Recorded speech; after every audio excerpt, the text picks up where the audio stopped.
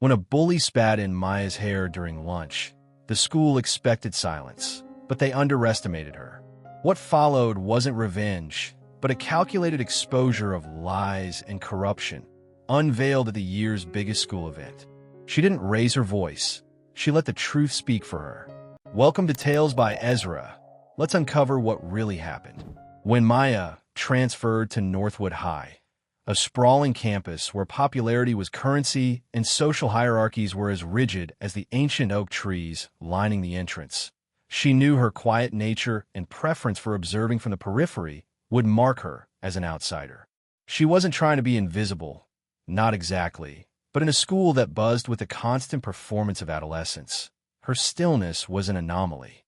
She carried her sketchbook like a shield and her headphones like a sanctuary, navigating the crowded hallways as if they were a complex ecosystem she was still learning to map. What she hadn't anticipated was how her silence, her refusal to engage in the performative clamor, would be interpreted not as introspection, but as a vacuum, an invitation for a certain kind of cruelty to fill the void. She didn't expect that a single disgusting act of malice in the school cafeteria, witnessed by hundreds, would become the catalyst for an upheaval that would not only redefine her place within those walls, but also send ripples through the entire student body and the complacent administration. If you believe that true strength often whispers rather than shouts, and that even the most entrenched systems of injustice can be challenged by courage in unexpected forms, then you're in the right place. This story is about the quiet girl who was pushed too far, and whose response was something nobody, least of all her tormentor, could have ever predicted. So, make sure you're subscribed, hit that notification bell, give this video a thumbs up, and let us know in the comments what city you're watching from, because we're about to explore a tale of profound and unexpected retribution. The autumn air was crisp as Maya stepped off the bus, the scent of decaying leaves and distant wood smoke a stark contrast to the synthetic gloss of Northwood High's newly renovated facade. The school prided itself on its modern amenities, its championship sports teams, and its carefully cultivated image of academic excellence. But beneath the polished surface, Maya sensed an undercurrent of fierce competition that extended far beyond the classroom or the athletic field. It was in the way students appraised each other's attire, the subtle shifts in group dynamics when someone new approached, the almost palpable weight of unspoken rules that dictated who belonged where. Maya found a seat in her first period calculus class, near the back, by a window overlooking the meticulously kept quad. She opened her sketchbook, not to draw, but to ground herself, the familiar texture of the paper a small comfort in the sea of unfamiliar faces. Her previous school had been smaller, less stratified, and her transition had been prompted by her mother's job relocation, a software engineer now working for a tech firm in this affluent, image-conscious town. Her mother, a woman of quiet determination and sharp intellect, had always encouraged Maya's independence and her unique way of seeing the world. Observe, analyze, and then decide your course, Maya, she'd often say, a mantra that had served Maya well in navigating new environments. But Northwood felt different, more predatory. The whispers started almost immediately. Not loud, not direct, but insidious. Who's the new girl? Why is she always alone? Does she even talk? Maya felt the glances, the speculative stares, the quick dismissals. She ate lunch by herself in a quiet corner of the sprawling library, surrounded by the comforting scent of old books and the hushed rustle of pages, preferring the company of fictional characters to the fraught reality of the cafeteria. The cafeteria was Northwood's central arena, a gladiator pit disguised with brightly colored tables and laminated posters promoting school spirit. It was where social standing was most visibly performed and reinforced.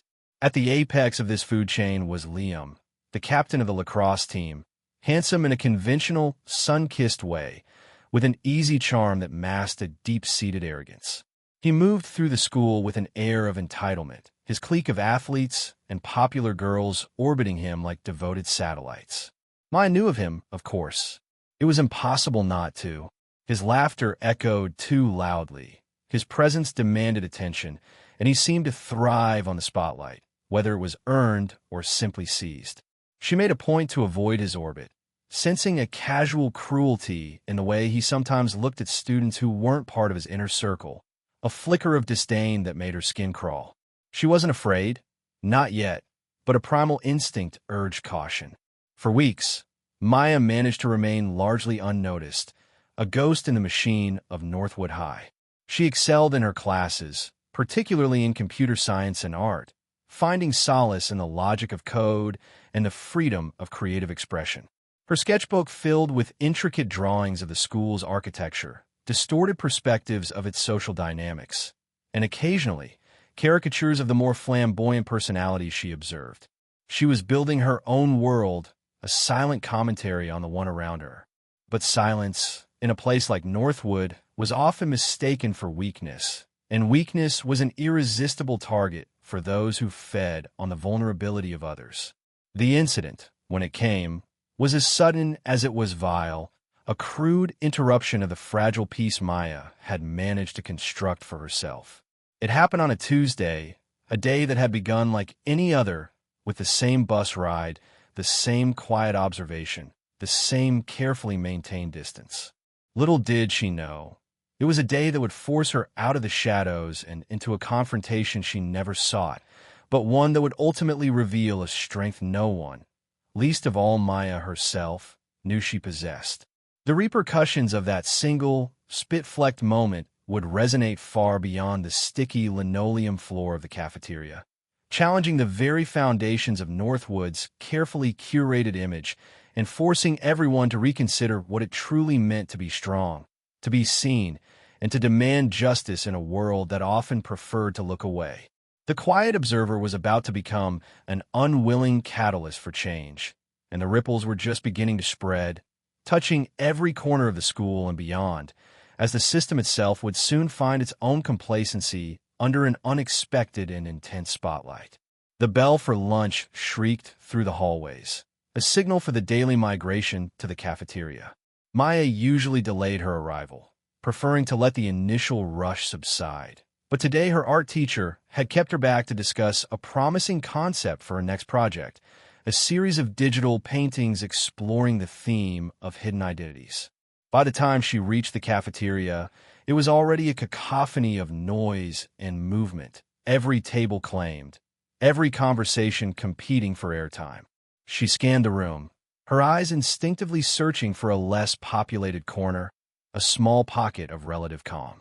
That's when she saw Liam and his crew holding court at their usual prime location table near the large windows.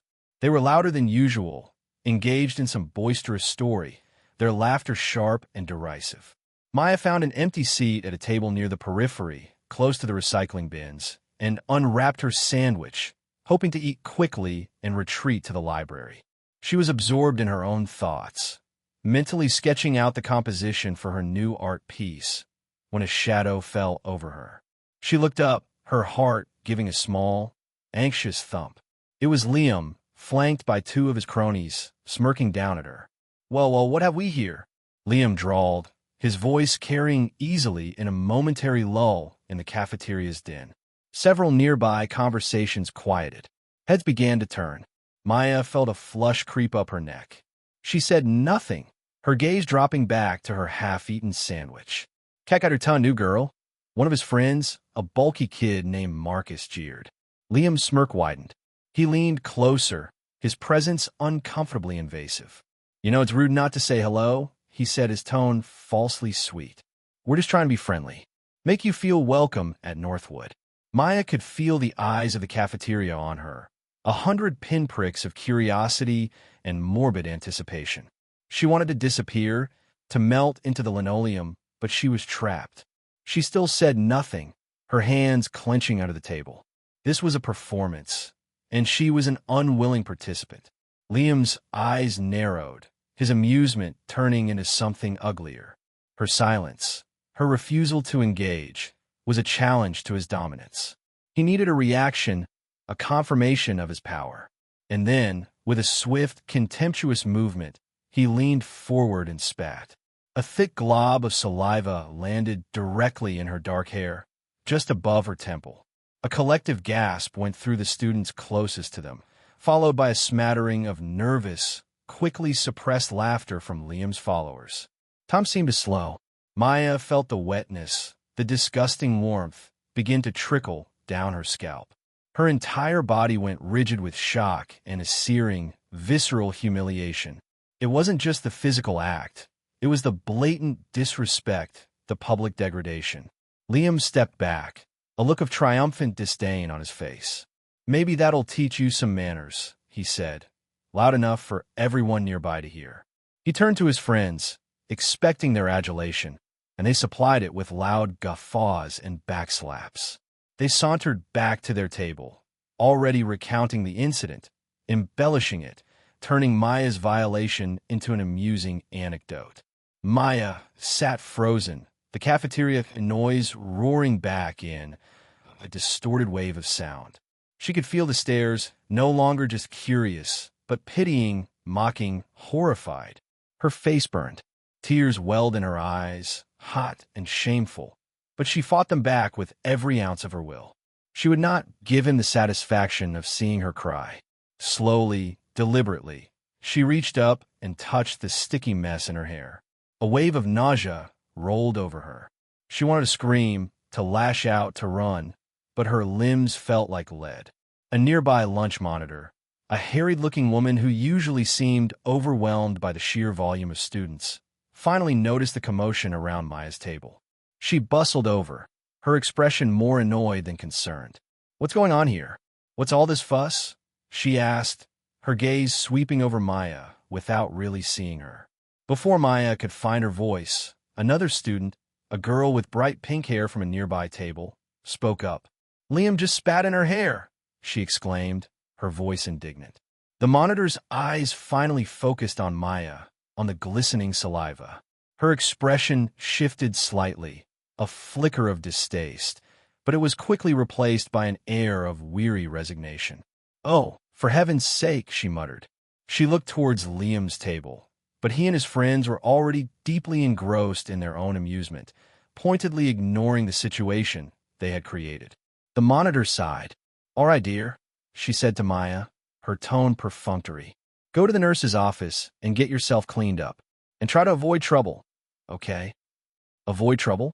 As if Maya had invited this. As if she were the one who had instigated this public humiliation. The injustice of it was a fresh stab. Without a word, Maya stood up, her half-eaten lunch abandoned, her sketchbook clutched tightly to her chest. She walked, head held high despite the burning shame, through the gauntlet of staring eyes, out of the cafeteria, and towards the nurse's office. Each step was an agony of self-consciousness. She could hear the whispers resume behind her, a sibilant tide. The nurse, a kind but busy woman, clucked sympathetically as she helped Maya clean her hair with antiseptic wipes, the medicinal smell doing little to cover the lingering disgust. "That Liam boy," the nurse sighed, shaking her head. "He's been a handful since freshman year. Some kids just think they can get away with anything." This casual acknowledgement of Liam's known behavior, offered as if it were an immutable fact of life at Northwood, did nothing to soothe Maya's outrage. It only deepened her sense of isolation and the feeling that the system itself was indifferent, perhaps even complicit. This wasn't just an attack by one bully. It was an attack sanctioned by a culture of apathy. As she left the nurse's office, her hair still damp and smelling faintly of antiseptic, a cold, hard resolve began to form in the pit of her stomach. The shame was still there, but it was now mixed with a burgeoning anger, not a hot, impulsive rage, but a slow-burning, focused fury. They thought she was weak because she was quiet. They thought they could humiliate her without consequence. They were wrong. Liam had spat in her hair. He had sought to diminish her, to make her small. What he didn't know was that he had just ignited something within her, a spark of defiance that would grow into a meticulously planned conflagration. The shock was his to experience next. This was far from over. It was, in fact, just beginning. The rest of the school day passed in a blur of suppressed emotion and simmering indignation for Maya. Every hallway encounter felt charged. Every whisper seemed to be about her. She avoided eye contact, retreating further into herself, but beneath the surface, her mind was racing. The perfunctory response from the lunch monitor, the nurse's resigned sigh, it all pointed to a systemic failure, a place where entitled aggressors like Liam were allowed to operate with near impunity. When the final bell rang, Maya didn't head straight for the bus. Instead, she walked to the administrative office, a knot of apprehension and determination tightening in her chest. She had to report it, officially. She had to believe that someone in authority would take this seriously. The school secretary, a woman with meticulously coiffed hair and an air of perpetual impatience, listened to Maya's halting account with a practiced neutrality that bordered on disinterest. "Liam who?" she asked, tapping her pen on a form. "Liam Rourke," Maya said, her voice quiet but firm. The secretary's eyebrows rose almost imperceptibly. "Liam Rourke, son of a prominent local businessman, a generous donor to the school's athletic programs." The unspoken context hung heavy in the air. "And you say he spat on you?"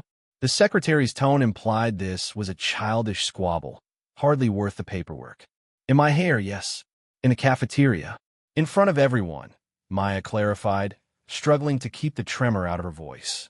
After a few more questions, delivered with the same detached air, the secretary informed Maya that Vice Principal Thompson would look into it. "He'll probably call you both in for a chat," she said, already turning her attention to a ringing phone. A chat. That was the proposed solution to a public act of assault and humiliation. Maya left the office feeling more disheartened than when she'd entered. The brief flicker of hope that the school authorities would champion her cause was already dimming. Her mother, when Maya recounted the incident that evening, was incensed, her usual calm demeanor fractured by a fierce protectiveness. "This is outrageous, Maya. This isn't just boys will be boys. This is assault. We're going to that school tomorrow morning and speaking to this Vice Principal Thompson directly."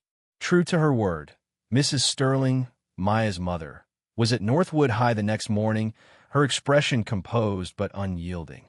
Vice Principal Thompson, a man whose demeanor suggested he'd rather be anywhere else, listened with a kind of weary patience as Mrs. Sterling laid out the facts, her voice low but firm, emphasizing the public nature of the humiliation and the lack of immediate, appropriate intervention by school staff.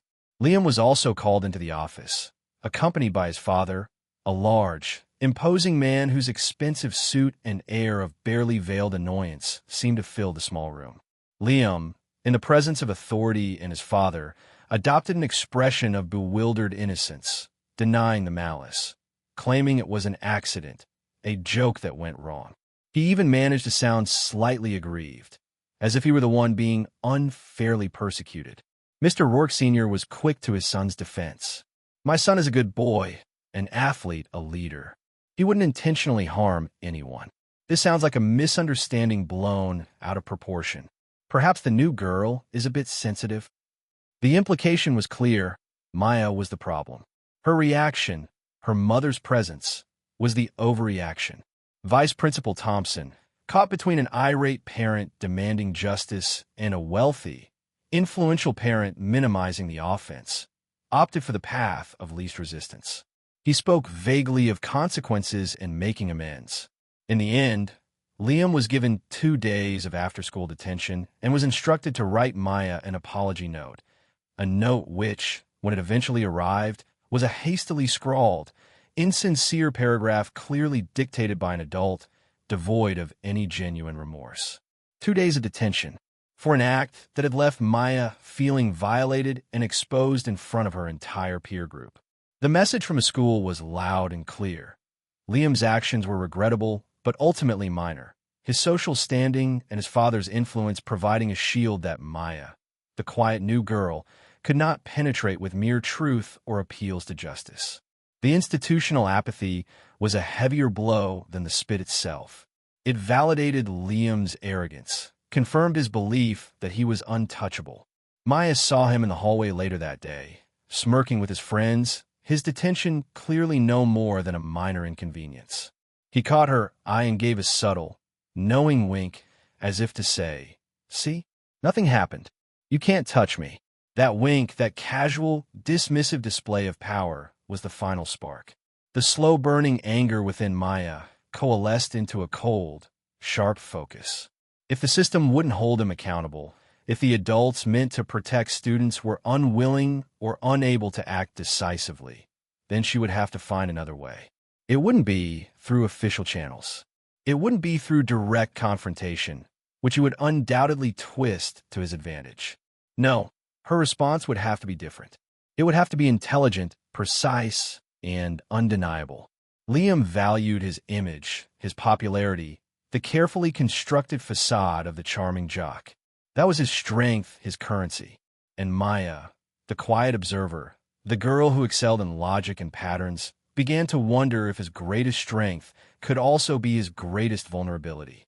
She thought of her computer science class, of the intricate webs of data that lay hidden beneath the surface of the internet, of the digital footprints everyone left behind.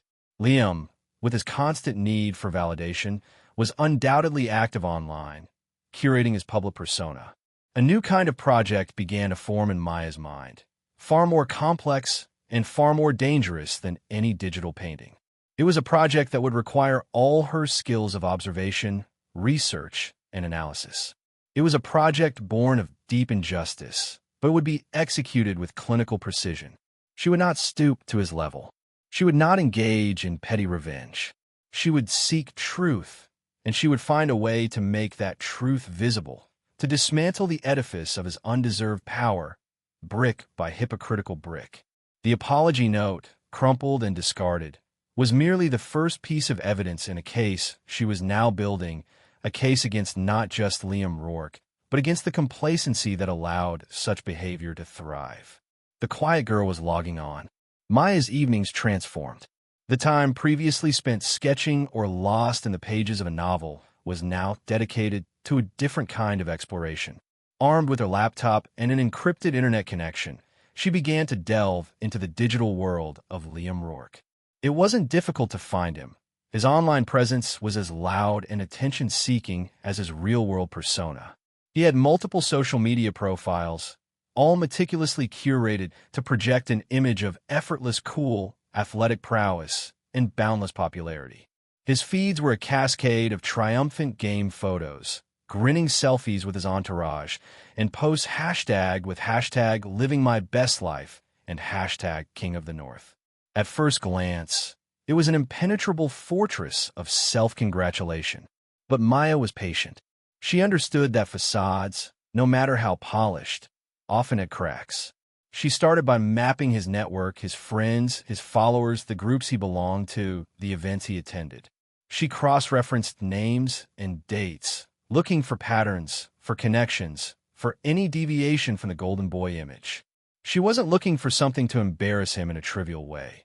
She was searching for evidence of a deeper hypocrisy, a pattern of behavior that would expose the rotten core beneath the glossy exterior. Her mother, noticing Maya's intense focus and the late hours she was keeping, grew concerned. "Everything all right, honey? You seem very preoccupied." Maya offered a partial truth. "It's a research project for my computer science class. We're studying digital footprints and online personas." It wasn't entirely a lie. She was indeed studying those things, just with a very specific subject in mind. Mrs. Sterling, trusting her daughter's diligence, accepted the explanation, though a faint line of worry remained etched between her brows. Weeks turned into a month. Maya's digital investigation was a slow, painstaking process. She sifted through old forum posts, archived school newspaper articles, cached websites, and the public, and sometimes not so public, posts of Liam's acquaintances. She learned to read between the lines of overly enthusiastic testimonials and carefully angled group photos. She discovered a trail of lesser transgressions, incidents that had been dismissed or ignored, whispers of arrogance, of cutting remarks to those outside his circle, of a sense of entitlement that had clearly been cultivated over years. These were small things, individually perhaps insignificant, but collectively they painted a picture of someone who consistently punched down, who derived pleasure from the discomfort of others, long before he had targeted her. The turning point came unexpectedly. Maya was exploring an old, almost defunct school forum from 2 years prior, a place where students had once anonymously shared grievances and gossip before newer, more moderated platforms took over. She stumbled upon a thread discussing a charity car wash organized by the lacrosse team. Liam, then a sophomore, had been heavily involved. The public narrative, still visible on the school's archived news page, was one of altruism and community spirit, with Liam prominently featured in photos, smiling benevolently. But on this forgotten forum, a different story emerged. Anonymous posters, claiming to be underclassmen who had volunteered, spoke of being bullied into doing most of the work, of funds collected that seemed to far exceed the small donation eventually made to the chosen charity, of Liam and his senior teammates treating the event more like a personal slush fund and a photo opportunity. The accusations were vague, unsubstantiated by anything other than anonymous anger. But they gave Maya a new avenue to explore. If there was financial misconduct, even on a small scale, it would be a significant crack in Liam's armor, something the school, and especially his image-conscious father, couldn't easily dismiss as a childish prank.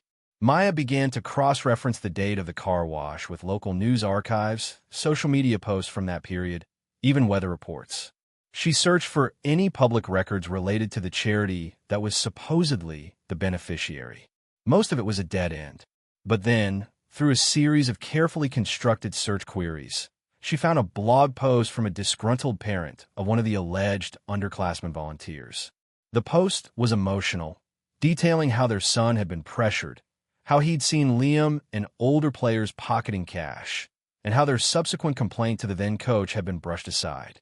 The blog was obscure, with few readers, but the parent had, crucially, uploaded a fuzzy photograph of what appeared to be a handwritten ledger from the event, something their son had fleetingly seen, and snapped a picture with his phone. The image was blurry, the figures indistinct. But Maya, with her artistic eye and experience with digital image enhancement tools from her art classes, thought she could clarify it. For days, she meticulously worked on the image, using software to sharpen the focus, adjust contrast, and painstakingly decipher the faded handwriting. Slowly, figures emerged. Amounts collected. Payouts listed under vague headings like team expenses and supplies that seemed disproportionately large. And then, at the bottom, a much smaller figure circled, labeled donation. The discrepancy was significant. If this ledger was authentic, it suggested that a substantial portion of the money raised in the name of charity had never reached its intended recipients. It wasn't definitive proof of theft, but it was a powerful suggestion of serious misconduct and deception. Maya felt a shiver run down her spine. This was bigger than spit in her hair. This was about a pattern of exploitation and deceit, protected by a culture of looking the other way. She cross-referenced the names on the ledger with current students and faculty. One name, listed under faculty supervisor, was Mr. Harrison, a well-respected history teacher known for his integrity. If he had signed off on this, or if his signature had been forged, it would add another layer of complexity. Maya realized she was treading on dangerous ground. This wasn't just about Liam anymore. It implicated others, perhaps even the school's oversight. But the image of Liam's smirking, triumphant face after his punishment for humiliating her, the casual cruelty in his eyes, fueled her resolve. He had built his kingdom on a foundation of arrogance and impunity. It was time to see how strong that foundation really was when exposed to the light of truth. She began to carefully compile her findings. The forum posts, the parent's blog, the enhanced ledger, screenshots of Liam's boastful social media presence, even a copy of his insincere apology note to her. She organized it all into a secure, encrypted file, a digital dossier of Liam Rourke's hidden self. She didn't yet know how she would use it, but the what was becoming clearer. The upcoming All-Star Lacrosse Banquet, an event where Liam was due to receive a prestigious award and bask in the adulation of the school and community, loomed as a potential stage. It was an event celebrating him, his achievements, his carefully crafted image. What better place to introduce a different narrative? The All-Star Lacrosse Banquet was Northwood High's premier social and athletic event of the spring semester. It It was a night of glittering trophies, laudatory speeches, and the collective backpatting of the town's sports-minded elite. Liam Rourke was slated to be the star of the evening, not only as team captain, but also as the recipient of the Player of the Year award, a recognition that often came with local media attention and even college scholarship prospects. His parents had booked a prominent table, and the local newspaper had already published a glowing preview piece about their golden boy. Maya knew this was her window. The risk was enormous. If she failed, if her evidence was dismissed, or worse, traced back to her before it could have an impact, the backlash would be severe. Liam and his influential father would not hesitate to retaliate. The school, protective of its image, might seek to silence her permanently. But the alternative, to do nothing, to let Liam continue his reign of casual cruelty, to allow the injustice she and others had suffered to go unaddressed, was no longer an option. The quiet observer had become a reluctant warrior, armed not with a sword, but with carefully collated data and a burning sense of right. Her plan was audacious. It wasn't enough to simply leak the information anonymously. That could be too easily dismissed or buried. She needed to ensure it reached its audience in a way that was undeniable and public, hijacking the very event designed to celebrate Liam's manufactured glory. Northwood High prided itself on its tech-forward approach, and the banquet hall was equipped with a state-of-the-art audiovisual system, including large projection screens that would display a slideshow of team highlights and player profiles throughout the evening. That system was her target. For weeks, Maya had subtly researched the school's network infrastructure, the type of AV software they used, and the protocols for submitting presentations. She'd spent late nights in the computer lab, ostensibly working on her advanced coding projects, but actually running simulations, testing vulnerabilities, and crafting a small, elegant piece of code that could, if deployed correctly, allow her to remotely introduce a new set of slides into the scheduled presentation queue at precisely the right moment.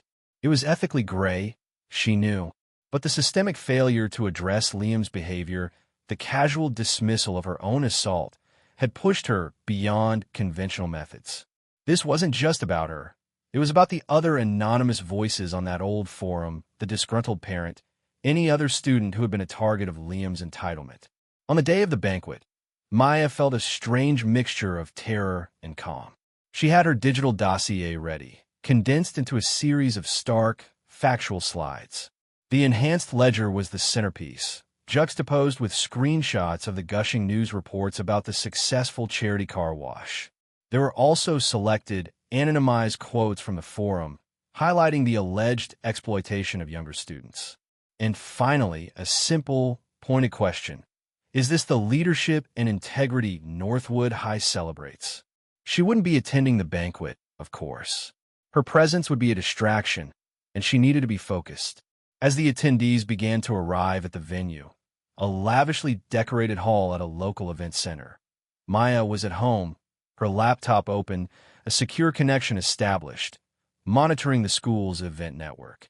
She watched the clock, her heart pounding in rhythm with the seconds ticking by. The program indicated that Liam's award would be presented after the main course, just before dessert. That would be her moment, when attention was at its peak, when Liam would be standing on stage, ready to receive his accolades. Her mother, unaware of the high-stakes digital operation unfolding in her daughter's bedroom, commented on Maya's pallor at dinner. "Are you feeling okay, sweetie? You've barely touched your food." "Just a little tired, Mom," Maya said, forcing a smile. "Big project, due soon."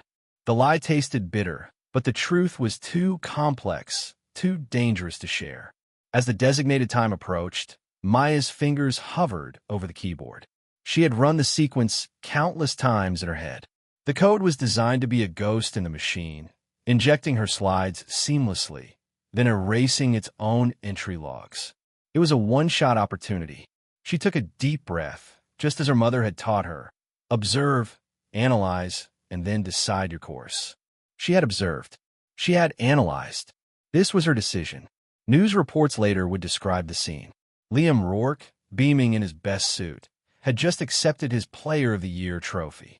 He stepped up to the microphone, ready to deliver his pre-prepared speech, a mix of false humility and shout-outs to his adoring fans.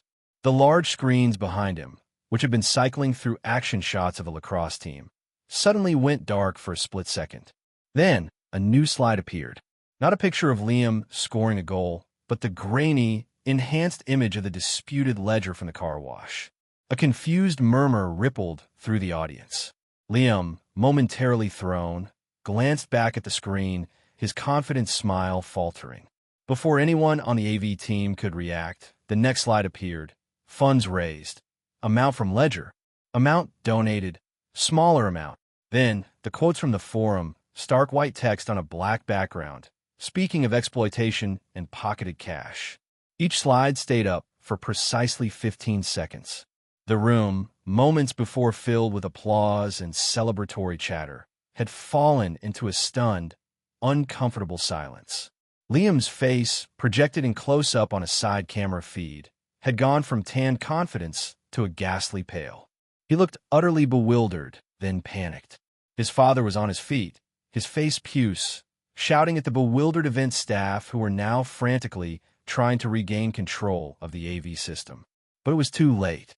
The final slide, the one with the pointed question about leadership and integrity, burned onto the screen for a full 30 seconds before the system was finally shut down, plunging the screens into blackness. In her bedroom, miles away, Maya closed her laptop, her task complete. Her hands were shaking, but a profound sense of release washed over her.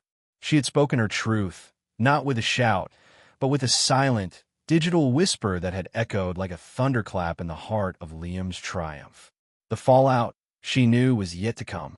But for the first time since that disgusting act in the cafeteria, Maya felt a sliver of something that resembled peace. The quiet girl had made her move, and it was, by all accounts, utterly shocking.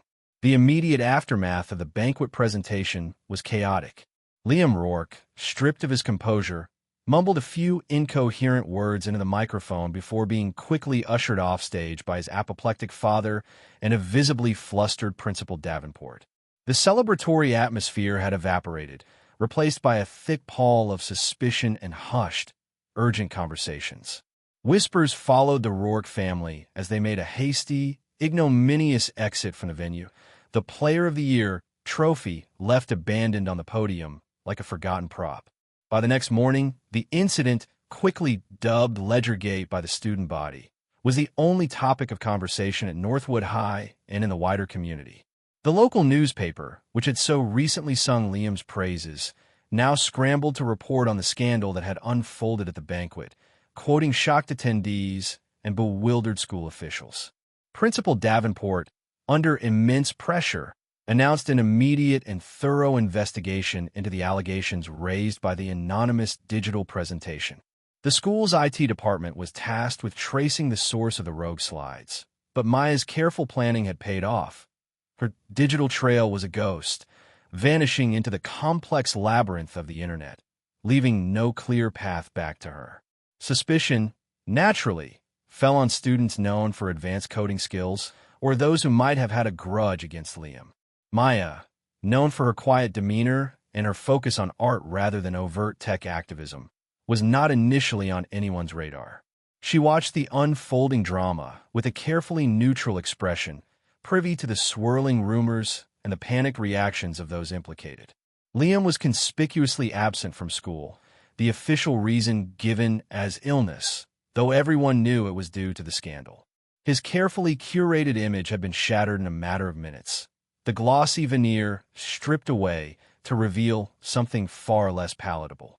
The anonymous nature of the reveal was, in itself, a source of intense speculation.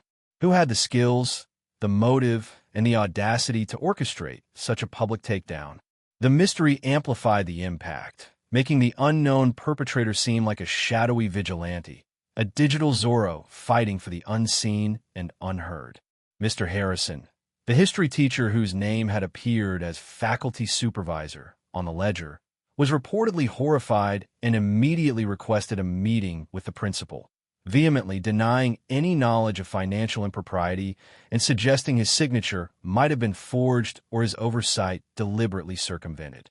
His reputation for integrity lent credence to his claims and added another layer of pressure on the school to uncover the truth. The parent whose blog post Maya had discovered was contacted by local reporters and, emboldened by the public exposure, agreed to speak on the record, corroborating the details of the alleged exploitation and the school's previous inaction. Other parents, whose children had similar experiences with the lacrosse team's fundraising in the past, began to come forward, forming a small but vocal group demanding accountability. The Rourke family, through their lawyer, issued a statement denying all allegations, calling the presentation a malicious and defamatory attack by cowardly, anonymous sources and threatening legal action against anyone who perpetuated the slander. But the damage was done. The enhanced ledger, now circulating widely online after attendees had snapped photos of the screens, was compelling, and the sheer audacity of the presentation had captured public attention. Maya, meanwhile, navigated her days with a newfound, albeit carefully concealed, sense of agency. The fear of discovery was a constant, low hum beneath the surface, but it was overshadowed by the profound satisfaction of having exposed a truth that had been deliberately buried. She saw the subtle shifts in the school's atmosphere. Students who had once idolized Liam now spoke of him with disdain or disappointment. There was a new awareness of the power dynamics at play, a questioning of the impunity often granted to the popular and privileged. One afternoon, in a library, the girl with the bright pink hair who had spoken up for Maya in the cafeteria approached her table. "Hey," she said, her voice softer than Maya remembered. "That thing at the banquet, pretty wild, huh?" Maya nodded, keeping her expression noncommittal. "Crazy," she agreed. "Whoever did it," the girl continued, a small smile playing on her lips. "They've got guts. And skills. Liam had it coming." She paused, then added, "And that thing he did to you? That was disgusting. I'm glad someone, somehow, is holding him accountable for being a jerk." Maya felt a warmth spread through her, a small connection in the aftermath of the storm she had unleashed. "Yeah," she said quietly. "Me too." She didn't admit anything, didn't need to. The shared understanding was enough. The school's investigation dragged on, but the public pressure was immense. The evidence, though anonymously delivered, was difficult to ignore. The focus shifted from who did it to what did they reveal. The investigation into the charity car wash funds was quietly intensified. The quiet girl had set the dominoes in motion, and now she could only watch as they fell, one by one, reshaping the landscape of Northwood High in ways no one could have predicted. The power of a single, well-aimed piece of information, delivered at the right moment, had proven to be more devastating than any physical confrontation. Liam's reign was crumbling, not with a bang, but with the relentless, undeniable exposure of truth. The official investigation by Northwood High, spurred by intense media scrutiny and parental pressure, began to yield uncomfortable truths. While the school administration tried to manage the narrative, emphasizing due process and the complexity of uncovering past events, the evidence presented in Maya's anonymous slides proved too compelling to sweep under the rug. Financial records related to past athletic fundraisers were meticulously audited. Former students and even some disgruntled former coaching staff were interviewed. Mr. Harrison, the history teacher, cooperated fully, providing emails and documentation that supported his claim of having raised concerns about lax financial oversight within certain athletic programs years ago, concerns that had apparently been dismissed by previous administrators. Liam Rourke remained out of school. Rumors circulated that his father was leveraging all his influence to mitigate the damage, seeking to frame Liam as a victim of a sophisticated smear campaign or, at worst, a young man who had made minor errors in judgment due to lack of experience. However, the sheer volume of corroborating testimony from other students and parents regarding the car wash incident and other instances of arrogant behavior and questionable ethics made this a difficult narrative to sell. The enhanced ledger, though its origins were still a mystery, became a focal point. Forensic accountants hired by the school board confirmed that the figures, when compared with the minimal official records available for the charity event, suggested significant discrepancies. While proving outright theft by Liam himself was challenging without direct confessions or clearer evidence. A pattern of gross mismanagement, exploitation of younger student volunteers, and a serious lack of accountability within the team's leadership became undeniable. Maya watched all of this unfold from her quiet corner, a silent observer of the storm she had architected. There were moments of intense anxiety, particularly when she heard whispers of the IT department's efforts to trace the banquet hack. She had been careful, using multiple proxies, VPNs, and burner email accounts to acquire any necessary software or information, but the fear of a digital breadcrumb leading back to her was ever present. Yet, with each passing day that her identity remained secret, her confidence grew, not in her anonymity, but in the power of what she had done. One of her greatest fears had been that her actions would be dismissed as mere revenge, a petty act by a disgruntled student. But the way the story had evolved, focusing on the systemic issues of accountability and the integrity of the school's programs, felt like a vindication of her motives. It was no longer just about Liam spitting in her hair. It was about a culture that allowed such entitled behavior to fester and go unchecked. Principal Davenport, looking increasingly beleaguered, eventually had to make a series of difficult announcements. The investigation had found serious irregularities in the handling of funds from the charity car wash and other past events. While no criminal charges were immediately forthcoming due to the historical nature of the incidents and the difficulty in assigning specific culpability for missing funds, the reputational damage was immense. Liam Rourke, it was announced, would be stripped of his Player of the Year award. He would also face disciplinary action from a school, the details of which were kept confidential but were rumored to include a lengthy suspension and mandatory ethics counseling. More significantly, he would not be representing Northwood High in any athletic capacity for the remainder of his school career. His dreams of lacrosse scholarships to prestigious universities evaporated overnight. His father, furious and humiliated, reportedly threatened lawsuits against the school for defamation and mishandling the situation, but the weight of public opinion and the mounting evidence made such threats ring hollow. The school also announced sweeping reforms to the oversight of all student fundraising activities, with stricter protocols, mandatory faculty supervision by designated financial officers, and transparent accounting practices. New, more robust anti-bullying policies were also promised, with an emphasis on restorative justice and bystander intervention training. Maya felt a quiet sense of satisfaction at these systemic changes. It wasn't a perfect victory, and the wheels of institutional change ground slowly, but it was a start. It was more than a chat with the vice principal and a meaningless apology note. One afternoon, Maya's computer science teacher, Ms. Evans, a sharp, observant woman who had always encouraged Maya's talent for coding, asked her to stay after class. Maya's heart leaped in her throat. Had she been discovered? Ms. Evans looked at her thoughtfully. Maya, she began, her tone serious but not accusatory. The school has been through a lot lately, and the digital sophistication behind the banquet presentation was impressive, very impressive. Maya held her breath, her expression carefully neutral. I've always been struck by your analytical skills, Maya, Ms. Evans continued, and your ability to see patterns that others miss.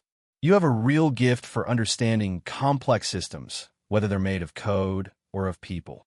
She paused, her gaze direct. If someone with your kind of talent were to apply those skills ethically to highlight injustices or to improve systems rather than just break them, they could do a lot of good in the world. Maya felt a wave of relief, mixed with a dawning understanding. Ms. Evans wasn't accusing her. She was guiding her, advising her, perhaps even subtly acknowledging her without saying so directly. Hypothetically speaking, of course, Ms. Evans added, a tiny smile playing on her lips. Misusing such talents can have serious consequences for oneself and for others. But using them for a just cause through proper channels, or even through brave, considered acts of whistleblowing when all other avenues fail, that's a different matter entirely. Maya finally found her voice a quiet, I understand, Ms. Evans. Good, the teacher said, her smile widening slightly. You're a bright student, Maya. You have a lot of potential. Use it wisely. That conversation stayed with Maya. It was a reminder of the responsibility that came with the power she had discovered within herself. She had acted out of a deep sense of injustice, and her actions had brought about consequences both for Liam and for the school.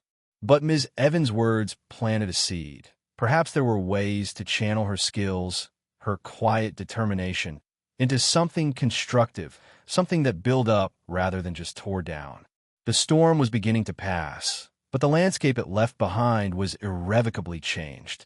The final months of the school year at Northwood High were markedly different. The palpable arrogance that had once emanated from Liam Rourke's clique had diminished, replaced by a more subdued, cautious atmosphere among the student body. The Ledgergate scandal had served as a stark lesson in accountability, proving that even the most entrenched figures were not entirely untouchable. Liam eventually returned to school to finish his senior year, a shadow of his former self. The swagger was gone, his eyes often downcast. He was no longer the king of the hallways. He was a pariah, whispered about, pointedly ignored by many who had once sought his approval. He ate lunch alone or with a dwindling few who remained loyal, not out of admiration, but perhaps out of shared sense of their own fading status. He never made eye contact with Maya. It was as if, in his mind, she barely existed, even though the anonymous force that had dismantled his reputation had been born from his cruel act against her. Maya, in contrast, found her own social landscape subtly shifting. While she remained the quiet, observant girl she had always been, there was a new undercurrent of respect in the way some students and even teachers interacted with her. No one, except perhaps Ms. Evans, openly connected her to the banquet incident. But her courage in officially reporting Liam in the first place, despite the dismissive initial response, had not gone unnoticed by those who paid attention. The girl with the pink hair, whose name was Chloe, became a tentative friend. They shared lunches occasionally, discussing art, music, and the absurdities of high school life. Chloe never pressed Maya about the banquet, but there was an unspoken understanding between them, a bond forged in the shared experience of witnessing and then challenging injustice. The new anti-bullying initiatives and fundraising protocols were slowly being implemented, with student committees formed to provide input. Maya, surprisingly, was nominated by Ms. Evans to be part of the committee focused on digital citizenship and responsible online behavior. She hesitated at first, wary of the spotlight, but Ms. Evans encouraged her. "You have valuable insights, Maya. Your perspective is needed." Reluctantly, Maya agreed. In the committee meetings, she found her voice, speaking thoughtfully about the impact of online actions, the importance of empathy in digital spaces, and the need for clear consequences for cyberbullying. She didn't speak from personal experience in a direct way, but her observations were sharp, her suggestions practical. She proposed an anonymous reporting system for bullying, one that would be taken seriously and investigated thoroughly, learning from the failures of the old ways. Her proposal, backed by sound reasoning and data from other schools, was eventually adopted. It was a small victory, but it felt significant. It was a way of channeling her skills and her experiences into creating something positive, something that might prevent others from suffering the kind of humiliation she had endured. Her art also began to reflect her journey. Her digital paintings became bolder, exploring themes of hidden power, silent resistance, and a complex interplay of perception and reality.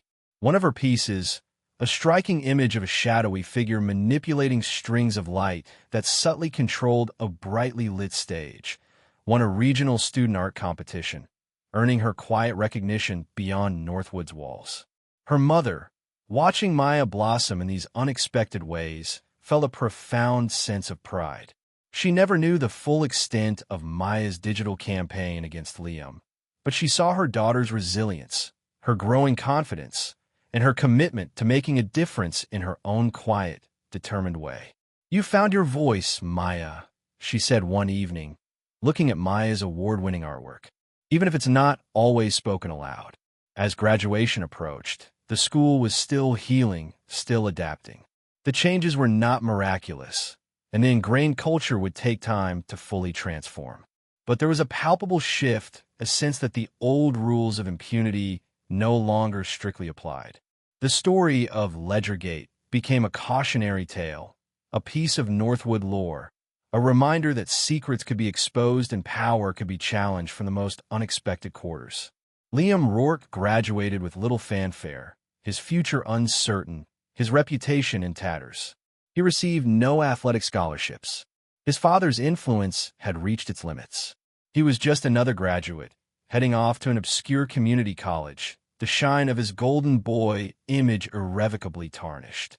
Maya, on the other hand, graduated with honors, a scholarship to a prestigious university for computer science and digital arts awaiting her. As she walked across the stage to receive her diploma, Principal Davenport, who had weathered the storm and seemed to have learned some hard lessons himself, shook her hand warmly. "Congratulations, Maya," he said, his voice sincere. "You have a bright future. Make us proud." He didn't say more, but there was a look in his eye, a flicker of knowing respect, that spoke volumes. Later that day, as Maya celebrated with her mother and Chloe, she felt a sense of quiet triumph. She had faced down ugliness and injustice, not by mirroring the aggression she had been shown, but by using her intellect, her skills, and her unwavering belief in the truth. The spit in her hair had been an attempt to shame her, to silence her. Instead, it had awakened a part of her she hadn't known existed. It had set her on a path that, while fraught with risk, had ultimately led to a profound and empowering transformation, not just for herself, but for the community around her. The quiet girl had learned that silence could be a place of observation and strategy, and that sometimes the most shocking move was simply to bring the truth into the light, armed with nothing but courage and a keyboard. Looking back, the incident in the cafeteria felt like a lifetime ago, a catalyst that had irrevocably altered Maya's trajectory. The humiliation, once so raw and consuming, had faded, replaced by the quiet confidence that comes from navigating a profound challenge and emerging stronger.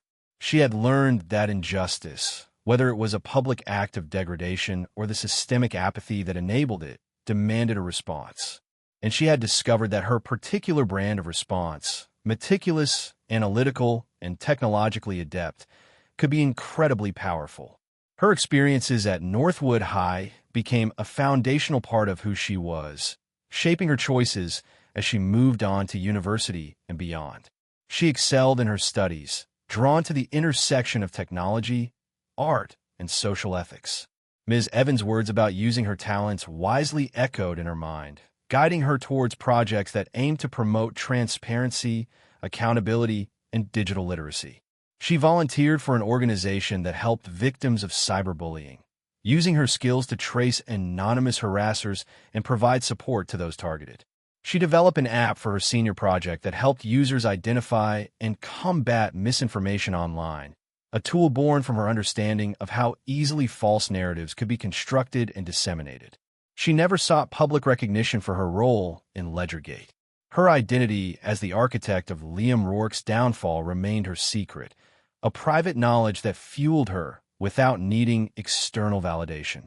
The true victory, for her, wasn't in personal revenge, but in the systemic changes, however small, that had been initiated and in the personal strength she had unearthed. Occasionally, she would hear whispers about Northwood High. Chloe, with whom she kept in touch, would share updates. The school continued to evolve. The anonymous reporting system Maya had helped design was apparently effective, leading to quicker interventions in bullying cases. The culture around athletic programs had shifted, with a greater emphasis on sportsmanship and ethical conduct. These were small ripples, perhaps, but they were ripples of positive change, spreading outward from a single, defiant act. Liam Rourke, for what she heard, had struggled. He drifted from one low-wage job to another, his early promise extinguished by his own arrogance and the public scandal. There was no satisfaction for Maya in his decline, only a somber recognition of the consequences of unchecked entitlement and cruelty. His stories serve as a stark reminder that reputations built on falsehoods were fragile, and that true character, or the lack thereof, would eventually be revealed. Maya often thought about the nature of power. Liam had wielded his through social status, physical intimidation, and a belief in his own untouchability. She had countered it with information, with the quiet, persistent power of truth. It was a lesson she carried with her. That power didn't always roar. Sometimes it resided in the careful collection of facts, in the strategic deployment of knowledge, in the courage to expose what was hidden. Her art continued to be a vital outlet, a way of processing the complexities of the world. Her exhibitions, often featuring interactive digital pieces that commented on surveillance, identity, and the blurred lines between online and offline realities, garnered critical acclaim. She was becoming known as an artist who wasn't afraid to tackle difficult subjects, whose work was both intellectually stimulating and emotionally resonant. Years later, Maya was invited back to Northwood High as a guest speaker for their annual Tech and Ethics Week, an initiative that had grown out of the reforms implemented after Ledgergate. Standing on the same auditorium stage where Liam's triumph had turned to dust, she looked out at a new generation of students. She spoke about the responsibilities that came with living in a digitally interconnected world, about the power of technology for good and for ill, about the importance of critical thinking and ethical decision-making. She didn't mention the spit or the ledger or the banquet. She didn't need to. Her presence, her journey, was a testament to the themes she discussed. Afterwards, a young, earnest student approached her. "Your work is amazing, Miss Sterling. It's like you understand all the hidden stuff, the things people try to keep secret." Maya smiled. "We all have the capacity to see beyond the surface," she said. "Sometimes it just takes a reason to look closely and the courage to act on what you find." As she left Northwood High that day, a place that had once been a source of such profound pain and then unexpected empowerment, she felt a sense of closure. The quiet girl who had been targeted for her silence had found her power, not by becoming loud, but by becoming incredibly, undeniably clear. She had learned that while a single act of cruelty could wound, a single act of courage, however unconventional, could spark a revolution, one line of code, one unveiled truth at a time. And that, she realized, was a lesson far more valuable than any trophy or accolade. It was the quiet, enduring strength of integrity. The legacy of Ledgergate at Northwood High was not just about the fall of a popular bully or the tightening of financial controls. It was about a subtle but significant shift in the school's collective consciousness. Students became more aware that actions, both online and offline, had consequences, and that the shield of popularity or parental influence was not impenetrable. The anonymous reporting system, which Maya had championed, became a trusted avenue for students to voice concerns without immediate fear of retribution. It wasn't a perfect solution, as no system ever is, but it represented a commitment from the administration to listen, to investigate, and to act, a stark contrast to the initial indifference Maya had faced. This created a safer environment for many, allowing those who might have previously suffered in silence to feel that they had recourse. The Tech and Ethics Week, which featured Maya as a speaker years later, became a cornerstone of the school's curriculum, fostering critical discussions about digital citizenship that were directly influenced by the very real demonstration of technology's power to expose and to hold accountable. Ms. Evans, who eventually became head of the computer science department, often used the anonymized and heavily fictionalized for privacy banquet incident as a case study in her advanced ethics classes, discussing the moral ambiguities of digital vigilantism versus the imperative to challenge systemic injustice when official channels failed. She never explicitly linked it to Maya, but a knowing glance would sometimes pass between them during Maya's visits, a silent acknowledgement of the complex path Maya had navigated. For Maya, the journey had instilled a profound understanding of resilience. The act of being publicly humiliated could have broken her, could have driven her further into reclusive silence. Instead, it had ignited a dormant strength, forcing her to confront not only her tormentor, but also the systemic apathy that enabled him. This confrontation wasn't a single, explosive event, but a sustained, intellectual battle waged in the digital realm, requiring patience, precision, and an unwavering moral compass. She learned that true resilience wasn't about bouncing back unchanged, but about transforming through adversity, integrating the lessons learned into a stronger, more aware version of oneself. This understanding permeated her adult life, influencing her career choices and her advocacy work. She became a proponent of ethical hacking for social good, believing that technology, in the right hands, could be a powerful tool for leveling playing fields and exposing corruption. She mentored young women in STEM, encouraging them to find their own voices and to not be intimidated by male-dominated fields or by those who might try to diminish their contributions. The shocking next move that the title of her story might have implied was not a moment of impulsive revenge, but a meticulously planned, intellectually driven campaign for truth. The shock lay in its sophistication, its unexpectedness coming from someone perceived as timid, and its ultimate effectiveness in dismantling a carefully constructed facade of power. It demonstrated that the most potent weapons against a bully who thrives on image and impunity are often not fists, but facts. Not loud confrontation, but the quiet, irrefutable exposure of their deceptions. Maya never forgot the feeling of that spit in her hair, the searing shame, the casual cruelty. But she also never forgot the feeling of closing her laptop after the banquet presentation, the profound sense of having reclaimed her dignity, not by stooping to her tormentor's level, but by rising above it, armed with intelligence and determination. Her story became a quiet legend, not in the halls of Northwood, where only fragments were known, but within herself. It was a testament to the idea that one person, even a quiet one, could make a profound difference if they were willing to observe, analyze, and then, with courage, decide their course. And sometimes, that course involved rewriting the entire script, ensuring that those who abused their power would find their actions broadcast for all the world to see, not in triumph, but as a permanent record of their disgrace. The most important lesson Maya carried was that silence itself is not weakness. Silence can be a space for observation, for strategy, for the gathering of strength.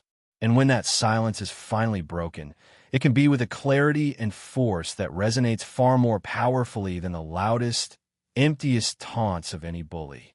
She proved that the pen, or in her case, the keyboard, could indeed be mightier than the sword, especially when wielded with precision against an opponent whose greatest vulnerability was the truth. Maya's journey underscored a fundamental truth. The architecture of power, especially that built on superficiality and intimidation, often has hidden vulnerabilities. Liam Rourke's dominance was predicated on his athletic prowess, his family's influence, and a carefully cultivated social image. He operated with the assumption that these shields were impenetrable, particularly against someone like Maya, whom he perceived as insignificant. His act of spitting in her hair was not just an act of malice, but a declaration of his perceived superiority and her supposed powerlessness. What he failed to comprehend was that Maya's quietness was not emptiness, but a space filled with observation and analytical thought.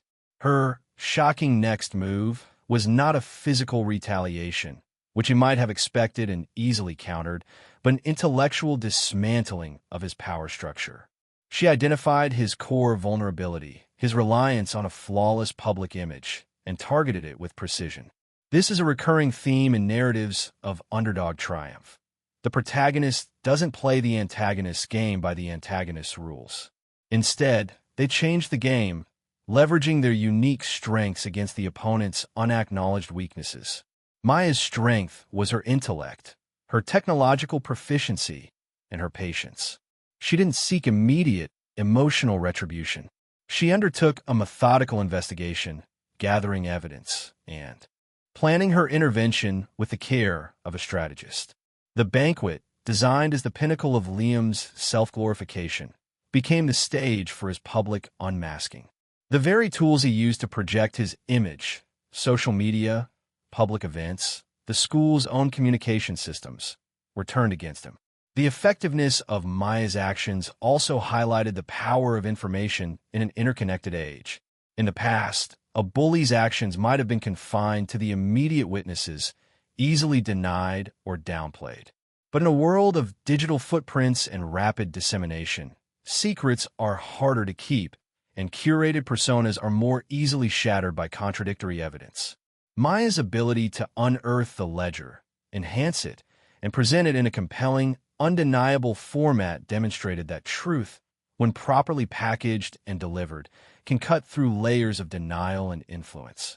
The school administration's initial reluctance to act decisively was a common institutional response, often prioritizing reputation management over individual justice. Vice Principal Thompson's attempt to mediate with a chat and a forced apology was a classic example of minimizing conflict rather than addressing its root cause. It was only when the scandal became public and undeniable, threatening the school's broader reputation, that meaningful action was taken. This, too, is a critical aspect of Maya's victory. Her actions forced an institution to confront its own complicity and to implement changes that benefited the wider student body. The establishment of new protocols and the Tech and Ethics Week were direct consequences of a crisis she precipitated. This transformative aspect elevates her actions beyond mere personal revenge. It becomes an act of systemic reform. However unintended its full scope might have been at the outset. Furthermore, the story speaks to the courage of the individual against a seemingly indifferent or hostile system. Maya faced not only Liam, but also the inertia of the school bureaucracy and the social pressure of Northwood's cliquey environment. Her decision to act, despite the personal risks, embodies the courage that is often required to challenge injustice. Ms. Evans' role as a discerning mentor, while subtle, is also significant. She didn't provide Maya with answers or direct assistance in her campaign, but she recognized Maya's potential and offered guidance towards ethical application of her skills. This highlights the importance of supportive figures who can help young people navigate complex moral landscapes and channel their talents constructively. In the end, Maya's story is a powerful illustration of how intellectual acuity, technological skill, and moral courage can combine to create a profound impact. It challenges conventional notions of strength and confrontation, suggesting that the most effective responses to certain kinds of aggression are not necessarily physical or loud, but can be quiet, strategic, and devastatingly precise. It's a narrative that empowers the thoughtful, the observant, and the underestimated, reminding them that their unique perspectives and skills can be formidable tools for change, capable of toppling even the most arrogant Goliaths with a well-aimed stone of truth. The echoes of that day in the cafeteria never fully vanished for Maya, but they transformed from a source of pain into a reminder of her own capacity to turn victimhood into agency, and agency into a catalyst for broader justice. The enduring impact of Maya's story, and others like it, lies in its ability to resonate with anyone who has ever felt underestimated, marginalized, or silenced by those who wield power carelessly or cruelly. It's a narrative that champions intellect over brute force and integrity over artifice. The shock of Maya's next move wasn't just in the act itself, but in the shattering of expectations. Liam, and indeed the entire school, expected tears, retreat, or perhaps a futile emotional outburst. They did not expect a calculated, evidence-based dismantling of a reputation, orchestrated with the precision of a digital surgeon. This subversion of expectation is key to the story's power. It speaks to the hidden depths within individuals often dismissed as quiet or shy. These are often the observers, the thinkers, the ones processing the world with an intensity that isn't immediately apparent. When provoked beyond a certain threshold, their response can be formidable precisely because it is rooted in deep analysis rather than impulsive reaction. Maya's transformation from a silent victim to a strategic agent of change is a journey of empowerment. Initially, she sought justice through conventional channels, by reporting the incident to the school authorities. The failure of that system, its clear bias towards the influential, and its minimization of her experience, became a crucial turning point. It forced her to recognize that if justice were to be served, she would have to architect it herself. This realization is often a painful but liberating moment for protagonists in such narratives. It's the point where they transition from passively hoping for fairness to actively creating it. The choice of her weapon, information and technology, is also deeply symbolic of the modern age. In a world saturated with digital information, the ability to navigate, analyze, and strategically deploy data is a significant form of power. Maya's proficiency in this realm, likely underestimated by Liam and his cohort, became her greatest asset. The story also subtly critiques a culture that often values extroversion and visible displays of strength over quieter, more introspective qualities. Northwood High, with its emphasis on athletic achievement and social dominance, initially seemed to have no place for someone like Maya. Yet, it was her very otherness, her ability to operate outside the mainstream channels of power, that allowed her to see the system's vulnerabilities and exploit them. Her legacy at Northwood, therefore, was not just the downfall of a bully or the reform of school policies.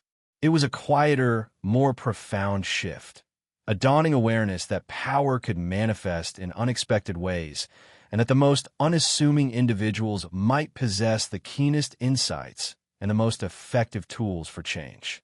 The story serves as an inspiration, suggesting that even in the face of overwhelming odds or institutional indifference, individuals can find the means to challenge injustice. It encourages critical thinking, strategic action, and faith in the eventual power of truth. Maya's journey from the humiliated girl in the cafeteria to the respected professional invited back to speak at her alma mater is a testament to the enduring strength of the human spirit when fueled by a righteous cause. It reminds us that while bullies may count on fear and silence, they rarely anticipate the quiet, meticulous, and ultimately devastating power of a well-prepared mind determined to bring darkness into the light. Her story is a quiet anthem for the underestimated, a blueprint for turning pain into purpose, and a compelling case for the idea that sometimes the most profound revolutions begin not with a roar, but with a click of a keyboard and the unwavering pursuit of truth. If Maya's story of resilience, intelligence, and quiet courage struck a chord with you, if it made you think about the different forms strength can take, or the power of standing up to injustice, even when the odds seem stacked against you, then make sure to share this story with someone who needs to hear it. There are countless tales of everyday heroism and unexpected triumphs waiting to be told. Hit that subscribe button, smash the like, and let us know in the comments below what part of Maya's journey resonated with you the most. We'll be back tomorrow with another powerful narrative that challenges perceptions and celebrates the strength found in unexpected places.